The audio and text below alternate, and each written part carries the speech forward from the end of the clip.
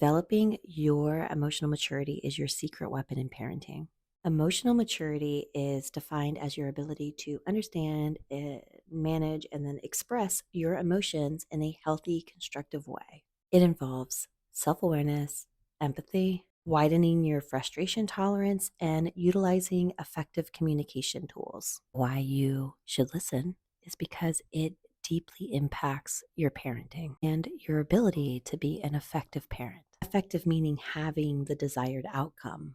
Earlier this week on my Insta stories, I asked about emotional maturity and did a little true false game, and I want to share the answers today. The first one is emotional maturity means never experiencing negative emotions. True or false? That, my friends, is false. Emotional maturity does not mean you deny or suppress or ignore those uncomfortable feelings. It actually involves the opposite. It means that we lean in, we acknowledge, allow, and find acceptable solutions to navigate and feel safe and soothe ourselves and others in moments of those uncomfortable feelings. Anger, disappointment, frustration, loneliness. Take a moment and check your comfortability, your ability to stay present with you and them in those moments. All right. Question number two. Emotionally mature individuals always have control over their feelings. If you said false, you would be correct. While emotionally mature people may have developed a stronger navigation system in those difficult moments, they still experience the full range of emotions. The key difference here is how they express and navigate through those emotions. Instead of getting angry and slamming a door, they may get angry and stomp off and say, I need some moments because I'm feeling really angry and triggered right now.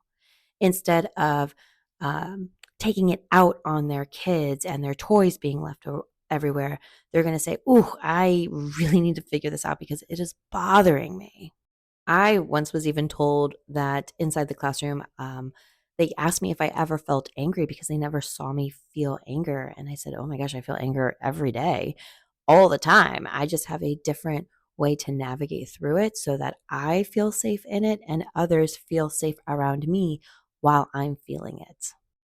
Here's the check in with you. What is your experience, or more importantly, your child's experience of you in those difficult moments when you're expressing yourself?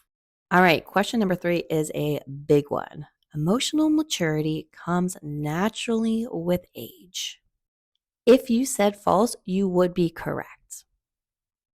Age does not dictate emotional maturity. So it's not, you're 7 years old, you shouldn't be acting that way. Or, oh my gosh, you're 12. How many times are we going to go through this? Right? It's very common, it's very natural to attach age to behavior and age to this experience and age to someone's emotional maturity. However, maturity just means, was it developed or is it underdeveloped? And that comes with awareness and education and practice, not age. No matter the age, a child through adulthood, we can develop the practice of building our self awareness and becoming introspective and beginning to develop an intentional effort to navigate, hold, and find acceptable ways to express that full range of emotions. You're probably seeing a trend right now, but let's go to question number four. Emotionally mature individuals always prioritize other people's needs over their own. It is true that empathy and consideration play a part. It is false that being emotionally mature means that you self sacrifice for others.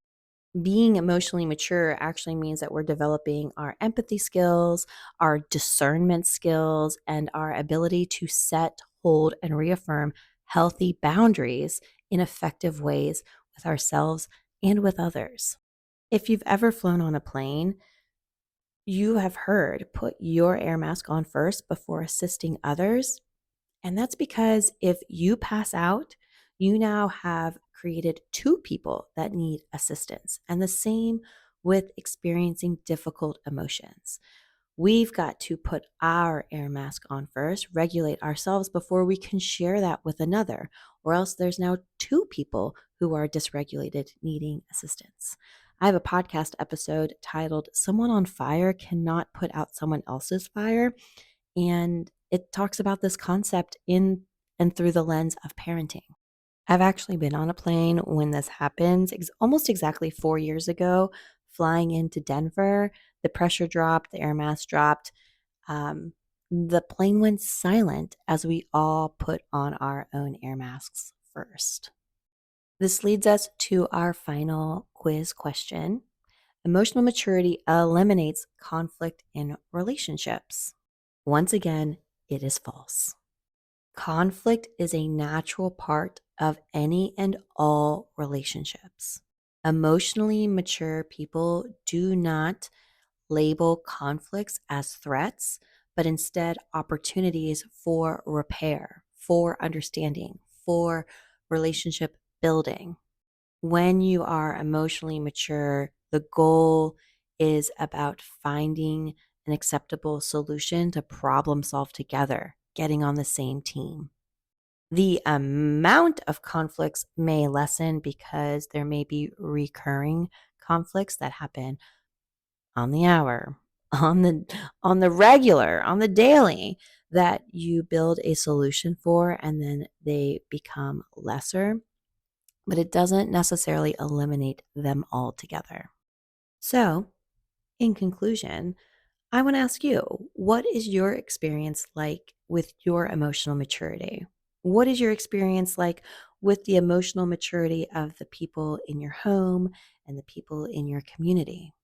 And if you want help developing your emotional maturity and building a wider toolbox so that you can problem solve and resolve conflict in your parenting life, I highly encourage you to check out my bio link and get started in my positive parenting spaces. I am here to help you learn and practice more effective parenting tools.